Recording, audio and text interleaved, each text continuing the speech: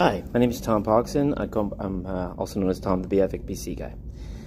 In this recording, I'm going to read two different blogs by longtime advocate Scott Santens. I'm not Scott. My name's Tom.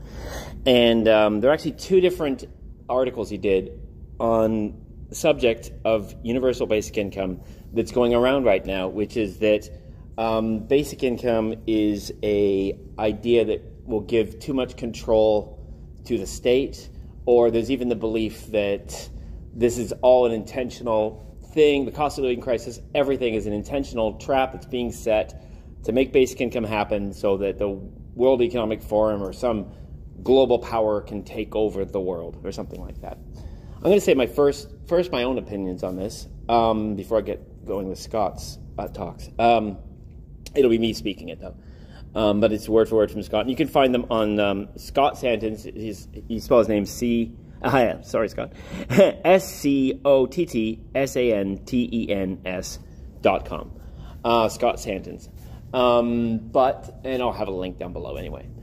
But firstly, I always come back to the simple fact that basic income as an idea has been around for centuries, in one form or another.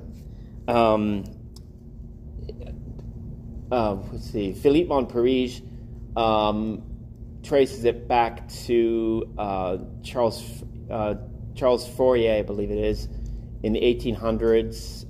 Thomas Spence. A lot of people mention Thomas More, but he was actually more for a job guarantee. Thomas Paine, of course, famously, his was more of an unconditional cash transfer, one time only, that would give a person enough to kind of get started in life as like a universal basic inheritance. And then of course it was brought forward as an idea in the first wave of basic income in 1917 by Bertrand Russell, by Martin Luther King. In the 1960s, Milton Friedman was for his version of it, NIT, and he actually near the end of his life said NIT and UBI were just two different ways of doing the same thing. So it's been around that long. And I just say, well, the wealthy and powerful have certainly known about it all this time. So why didn't they use it then?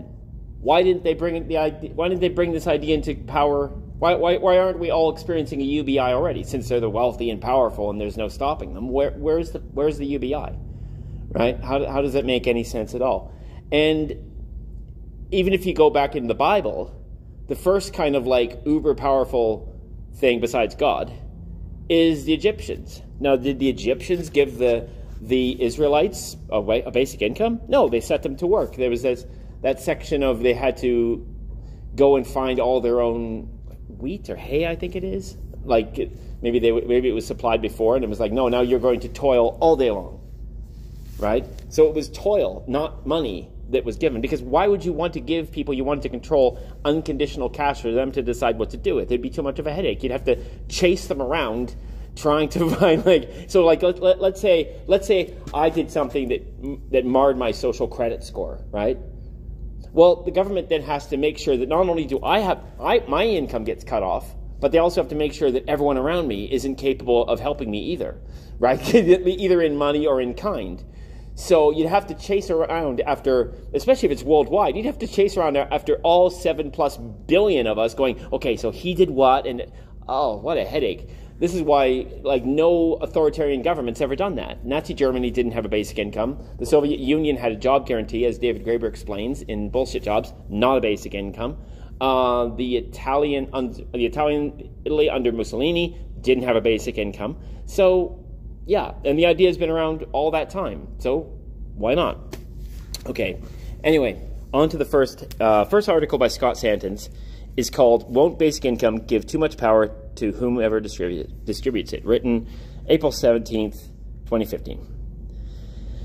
One of the more common responses to first hearing about the idea of basic income guarantee is the fear that it would give too much power to government.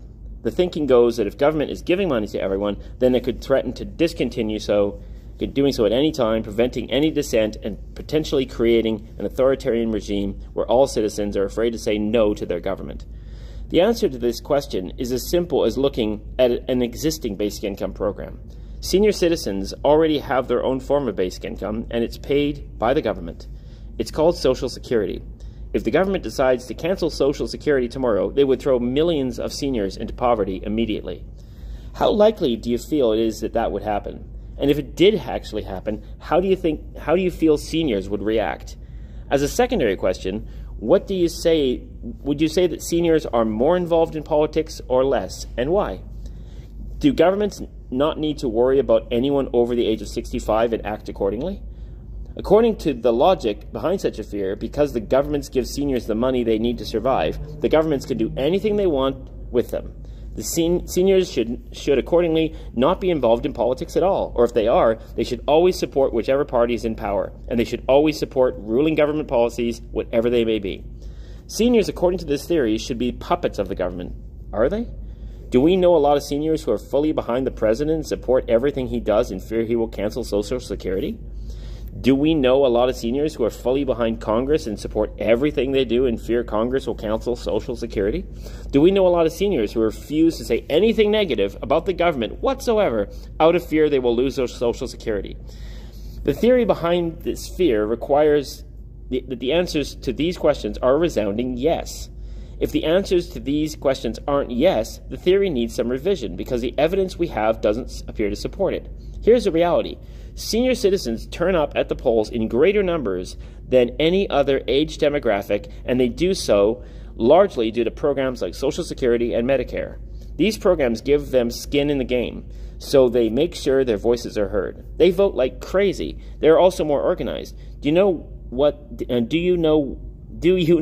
the publication is with the highest readership of all? It is published by the AARP.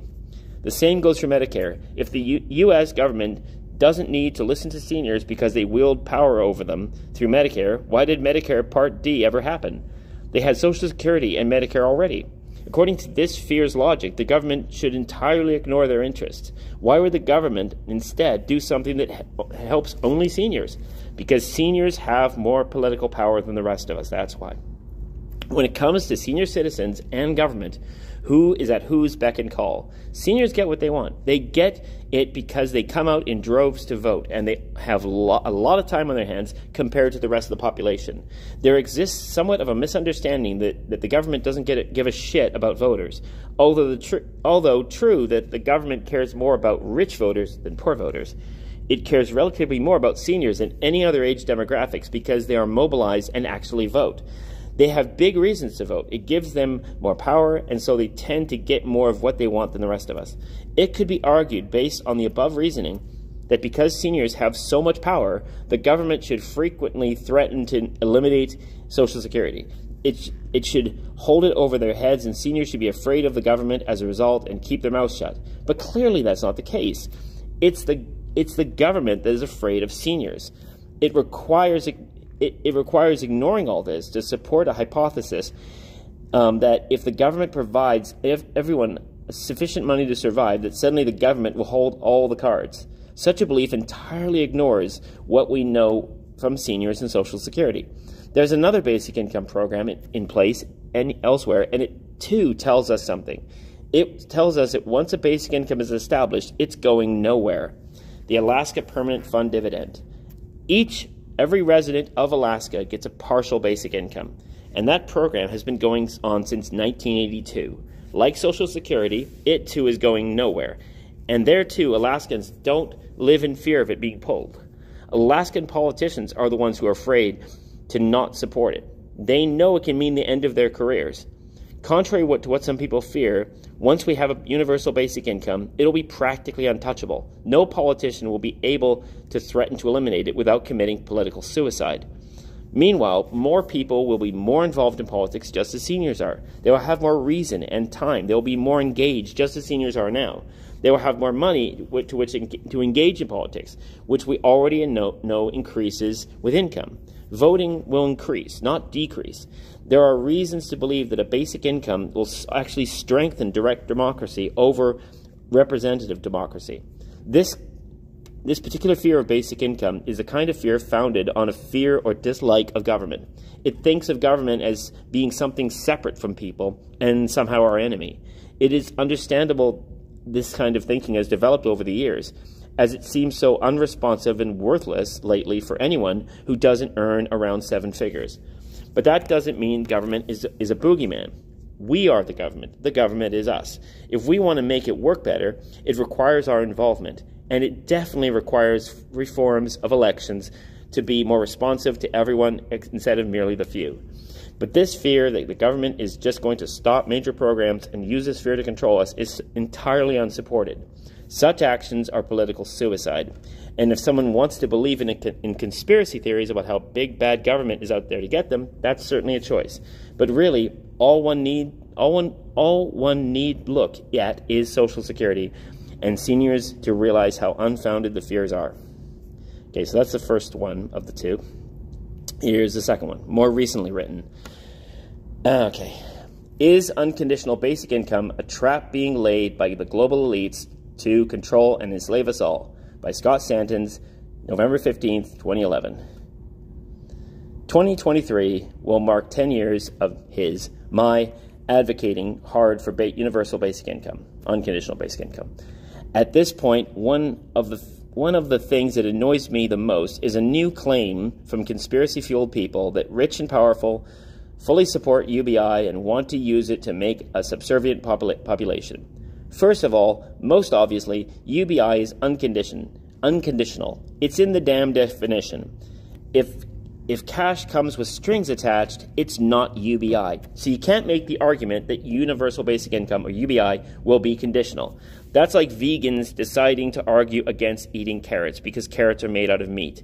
Can you make a carrot out of meat? Well, I guess you could form some meat into a carrot and color it orange, but that doesn't make it a carrot. Basic income is money that is unconditional, no work requirements, money is provided independent of employment status, universal, everyone gets it, money is provided independent of income status, individual, money is provided to each individual within a household, not the head of the household, and periodic, money is provided on a regular dependable basis. Why did I say that word? Be it hourly, daily, weekly, monthly, etc. Basic income is unconditional. Might some people want to add strings to make it conditional? Yes, they will, but then it's no longer basic income, as it is just the way existing welfare programs work, whose entire point is to get people to do things and prevent them from doing other things. It's welfare, and that's a trap. That's exactly why universality is the key strength of UBI. When a program is targeted, it becomes for them. People don't tend to think that they themselves will ever become them because the world is just, and they, unlike them, don't make poor decisions. So they support paternalistic conditions that control other people and limit others' freedom of choice. Universal programs are different. When everyone is getting something, they protect that something because they don't want it to have paternalistic controls that are meant to control them and limit their own freedom of choice. Alaska has been a great example since 1982 of what happens in reality when cash is universally provided. Do politicians try to fuck around with it? Most don't, but some do. What happens to those that do? They get fired. By restricting government dividend payout, Governor Walker essentially ended his political career. The unrestricted payout of the dividend was a sacred cow in Alaskan politics. And when Governor Walker did not kill it, he milked it a little, but it was enough to cause a backlash. This is the importance of democracy on display and how universality of UBI combines with its civic empowerment. We observe the same with how Social Security works. Are there threats to it? Sure. But people fight for the program because they too expect it when they're old enough to start receiving it. People, especially Americans, will not accept a program that they themselves expect to have behavior controlling conditions attached. Conspiracy theorists like to talk lately about vaccine mandates and how UBI will force people to get vaccines or face losing their basic income.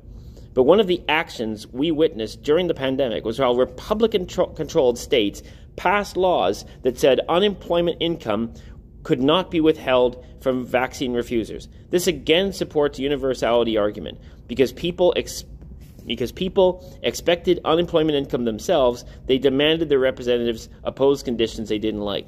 As long as everyone is getting basic income, and as long as people have the power to fire politicians and hire new ones, even if a government attempts to pervert UBI into something that isn't UBI, the people will respond at the ballot box. That's also why democracy and UBI go hand in hand. They strengthen each other. But here's the thing that really gets me the most annoyed, here's the thing that really gets me the most about this argument, that UBI is meant to enable the rich and powerful to control you. In bold. If that were true, it wouldn't be taking me 10 years to help make it happen. It would have been a goddamn cakewalk to pass it into law. Like, holy shit, people. If UBI further empowered the rich and powerful and further disempowered everyone else, do you honestly think it wouldn't have happened immediately, what I had said before? Do you honestly think it wouldn't have happened decades ago? Does that make any sense at all? One of the main reasons Nixon's guaranteed income plan for families didn't pass, the Family Assistance Plan, was because the chair of the Senate Finance Committee stopped it from reaching the Senate floor because he was concerned about who would press his shirts if they didn't need to do so out of desperation. Does that sound like the real reason UBI doesn't exist already? Yes, because that's the fucking reason. The rich already have you enslaved. The system is already designed so that you have to do what they want in order to, quote, earn a living. It's in the goddamn phrase. You need to earn your life? Think harder about the way we use language. Why is it normal to, quote, earn a living on a planet on which you were born, in a man-made private property system that says the earth belongs to other people and you have to pay to live here by working for them? You think needing to work for natural resources in order to live is freedom? You think being able to live for free is slavery? Because being a UBI advocate is exhausting. This is not easy. I don't know how much longer it will take until the first countries start implementing it, but believe me when I tell you, when this happens, it'll be a hard-fought victory that many advocates have never lived to see. Basic income is not some conspiracy theory of the rich to further empower them. It's a decades-long, slowly growing movement to change the status quo by empowering all the rest of us.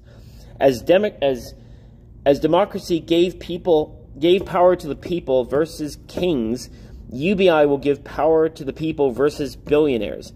That is why it's so goddamn hard, and why it's taken so long, and why I have no idea when it will finally be won. It will be won, but it will be won. It will not be gifted. The conspiratorial, they who pull all the strings, do not want you to have income as a human right. That would disempower them. Your boss does not want you to have fuck you money. Corporations do not want you to have unlimited strike fund money. Governments do not want you to have general strike money. It's not in the interest of those in power who are in power because of the current system to do any of these things. This is not easy. Stop the nonsense that says it's so easy that it's actually a trap. The only reason we're even talking about UBI now as a serious policy is because of everyone with a desire to change who slowly over the years has done what they could to push this forward. We will get there someday. We will pass UBI into law, and when we do, it will be a massive victory for humanity. It will be a civilizational moment, like the invention of fire or agriculture or the printing press. Such moments don't happen often. This is a fight. Join us. And if you really want to help and you're still afraid UBI is a trap, then fight for the U in UBI, with being clearly spelled out within an amendment to the Constitution. Demand that UBI actually be UBI. Accept nothing less but the real thing. Thank you for listening.